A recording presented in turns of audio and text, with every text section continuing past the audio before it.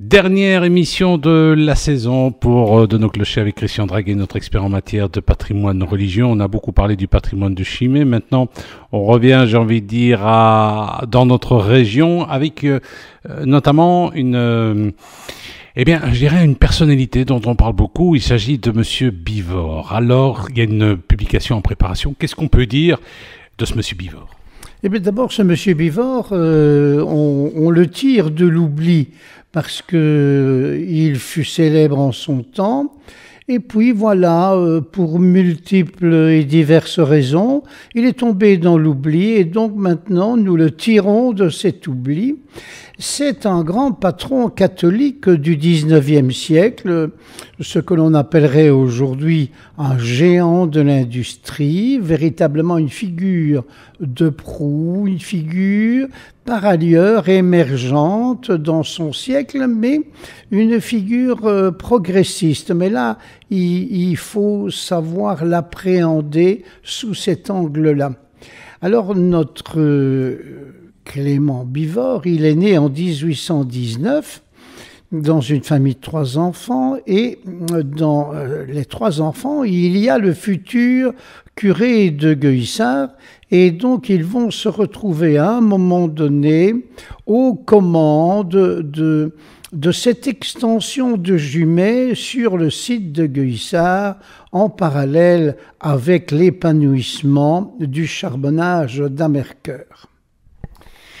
Alors, Clément Bivort, c'était un riche industriel. Il a commencé tout de suite dans le secteur de la mine. Comment il a créé son empire ?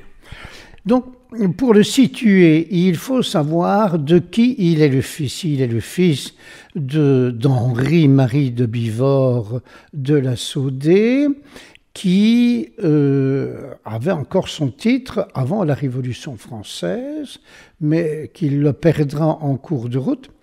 Et sa mère était Marie-Joseph Cornet de la Hutte des comtes Cornet. Donc son père habitait au chef-lieu. Donc quand on arrive sur la place du chef-lieu venant de Jumet-Gueuyssart, nous avons le notaire sur la droite et sur la gauche, il y a la maison des parents Bivort. Alors, par la suite, ça donne quoi ?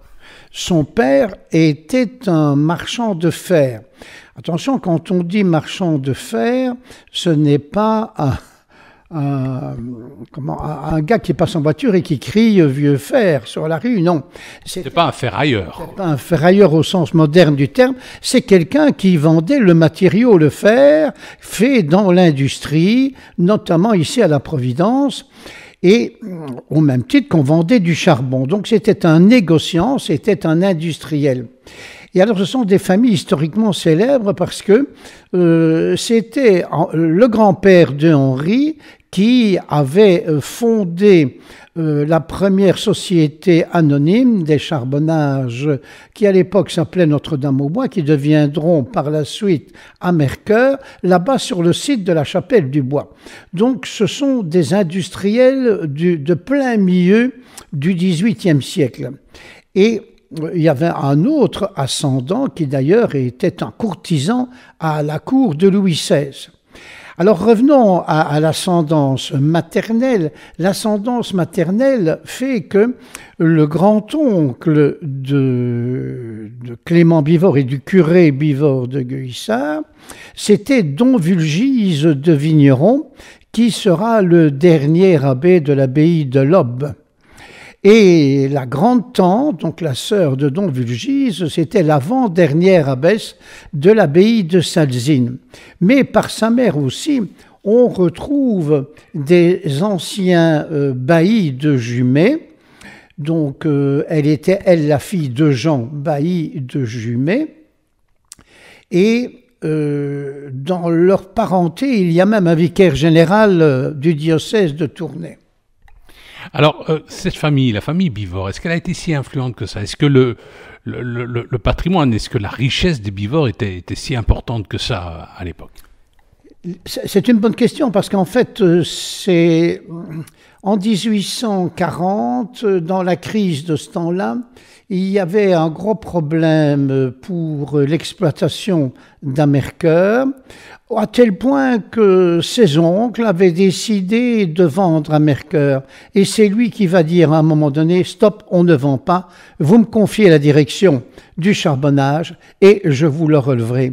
Et c'est comme ça que d'ailleurs, lui, très jeune, à l'âge de 23 ans, il avait été appelé par la Société Générale de Belgique pour devenir directeur du charbonnage de Monceau-Fontaine. Et nous sommes aussi en pleine crise en 1840, mais il va venir à bout de ses difficultés et il fera de ce charbonnage de Monceau-Fontaine le deuxième charbonnage du bassin charbonnier de Charleroi, avec une superficie de 3000 hectares, 9 sièges d'exploitation et 4000 ouvriers mineurs. Alors, il y a justement une publication en préparation. Comment va se présenter cette publication? Qu'est-ce qu'on pourra découvrir dans cette publication? Quand sortira-t-elle d'ailleurs? Alors cette publication, bien sûr, elle va sortir quand tout le tour d'investigation aura pu être fait, mais il faut, dans le personnage de Bivort, il faut distinguer la carrière industrielle et puis il va falloir distinguer l'homme politique, parce que c'est dans une réforme des députés provinciaux que au canton de Fontaine-l'Évêque, à un moment donné, il va se mettre sur les listes et il sera élu. Et alors, il pourra, via ce mandat politique, faire valoir ses idées. Alors, ces idées, où va-t-il aller les chercher? Il va aller les chercher dans ce qu'on a appelé les congrès de Malines, qui se sont étalés de 1863 à 1868. Et ces congrès de Malines, c'était en fait les états généraux du catholicisme de l'époque, et où on a fait le point de savoir comment est-ce qu'on allait pouvoir aller au-devant, notamment de la classe ouvrière, pour améliorer sa condition. Et c'est là que va s'amorcer ce mouvement qui donnera à la fin du XIXe siècle naissance à la démocratie chrétienne, et que Léon XIII, dans son encyclique Rerum Novarum, consacrera. C'est le cheminement d'un demi-siècle. Alors, on peut supposer qu'à un moment donné, Bivort a dû côtoyer des socialistes. On peut imaginer qu'il est de cette époque-là. Alors, nous sommes, entre guillemets, l'adversaire, donc le parti opposé. Lui, c'était le parti catholique et le parti opposé, c'était les libéraux. Le socialisme va seulement poindre à la fin, en même temps que la démocratie chrétienne, le socialisme va naître aussi. Donc lui, son vis-à-vis, c'était les libéraux qui étaient des francs-maçons. Et les francs-maçons avaient une autre vue sur la société, ce qu'on appelle, nous on dit la pilarisation. Ça veut dire que en 1830, il fut au programme de donner à la Nouvelle-Belgique des bases catholiques. Les libéraux ont dit qu'eux feraient exactement le contraire, ils n'en voulaient pas.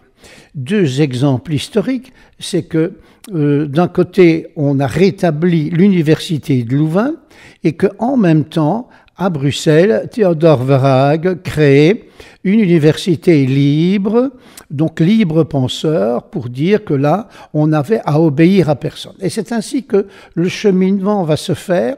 Donc deux mondes qui vont s'entrechoquer et sera pris dans l'entrechoc la classe ouvrière qui, dans l'industrialisation galopante du XIXe siècle, va s'enfoncer dans la misère et un prolétariat innommable. Voilà, ce sera un livre dont on aura certainement l'occasion de vous reparler puisqu'il est actuellement en préparation. Merci Christian.